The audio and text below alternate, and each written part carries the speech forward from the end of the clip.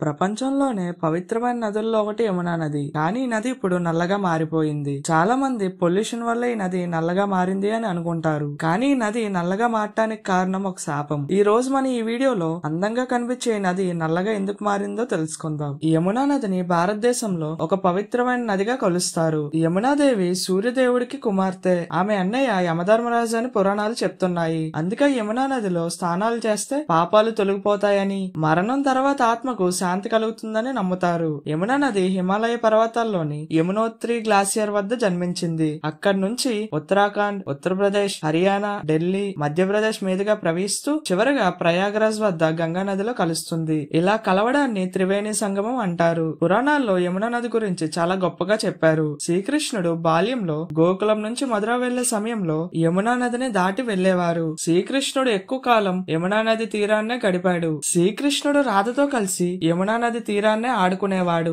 భారతదేశంలో ఉన్నవారు యమునా నదిని ఒక దేవతలా కొలుస్తారు. పుణ్యకాలాల్లో యమునా నదిలో స్నానం చేయడం వల్ల మంచి ఆరోగ్యం లభిస్తుంది. యమునా నది చాలా ప్రకాశవంతంగా ఉండేది. యమునా నదిలో నీళ్లు నీలం రంగులో ఉండేవి. నది ప్రవాహం సున్నితంగా శాంతంగా సాగేది. యమునాదేవి స్వభావం చాలా మృదువుగా ఉండేది. అంటే అన్ని ప్రాణులతో ఒకేలా ఉండేది. యమునా నది ప్రకృతితో చాలా స్నేహంగా ఉండేది. యమునా నది నీళ్లు రాగానే పక్షులు కుయ్యడం, చెట్లు నాట్యం చేసేవని పురాణాలు చెప్తున్నాయి. యమునాదేవి స్వచ్ఛత, పవిత్రత, శాంతి, జ్ఞానం అనే 4 సూత్రాలను అనుసరించేది. అప్పటి కాలంలో యమునా నదిని చూసేవారికి కాంతి, నీళ్లలో ఉండే ప్రకాశం కనిపించేది. యమునాదేవి తన అన్నయ్య యమధర్మరాజు చేత పాపాల నుంచి రక్షణ పొందే ఆశీర్వాదం తీసుకొని భక్తులకు పాప విమోచన మార్గంగా మారింది. అందుకే భక్తులు యమునా నదిలో స్నానం చేస్తే జీవితంలో చేసే పాపాలు తొలగిపోతాయని విశ్వసించేవారు. అంతటి శాంతంగా, సున్నితంగా, ప్రేమగా ప్రవహించే ఈ నది నల్లగా ఎందుకు మారింది? యమునా నదిపై ఉన్న శాపం ఏంటి?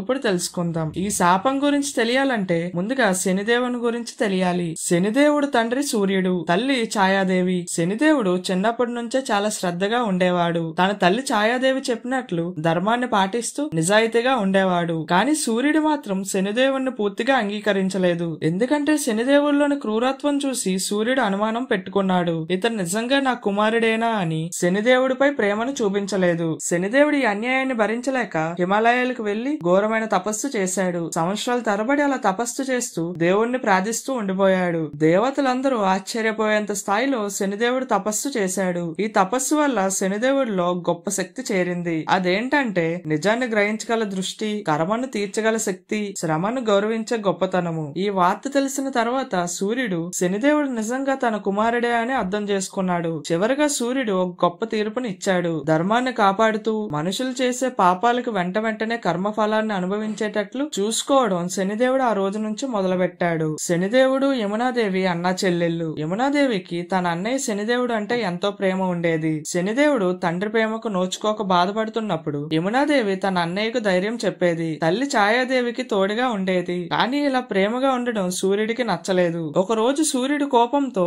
యమునాదేవిని శపిస్తాడు. నీ జలాలిక నల్లగా మారిపోతాయని, నీలో ఉన్న ప్రకాశం పోతుందని ఘోరంగా శపిస్తాడు. ఈ శాపం వల్ల యమునా నది ప్రకాశవంతమైన రూపం కోల్పోయి ఆమె జలాలు నల్లగా మారాయి. అలా యమునా నది శాపానికి గురైంది. కానీ ఈ శాపం వెనుక చాలా అర్థం ఉంది. నల్ల రంగు అనేది పాపాల రూపం కాదు, అది పాపాలను నివారించే రంగు అని పురాణాలు చెప్తున్నాయి. యమునా నది నల్లగా మారింది అంటే ఆమెలో పాపాలను నివారించే శక్తి ఇంకా పెరిగింది అని అర్థం. ఈ శాపం వల్ల మనం కూడా కొన్ని విషయాల్ని నేర్చుకోవచ్చు. ఇప్పుడు మన జీవితంలో వస్తున్న చేదు అనుభవాలు భవిష్యత్తులో మనకు చాలా మేలు చేస్తాయి. యమునా నది తన వెలుగును కోల్పోయినా భక్తులకు మాత్రం పాపాలను కడుక్కునే మార్గాన్ని చూపించింది. అందుకే యమునాదేవిని శాపగ్రస్తురాలు అని కాకుండా శాపాన్ని ఆశీర్వాదంగా మార్చుకున్న దేవత అని అంటారు. ఈ వీడియో మీకు ఇన్ఫర్మేటివ్ గా అనిపిస్తే లైక్ చేసి మీ ఫ్రెండ్స్ అండ్ ఫ్యామిలీకి మన వీడియోని షేర్ చేయండి. ఇలాంటి ఎన్నో ఇన్ఫర్మేటివ్ వీడియోస్ కోసం మన ఛానల్ సబ్స్క్రైబ్ చేసుకుని దాని పక్కన గంట సింబల్ ని యాక్టివేట్ చేసుకోండి.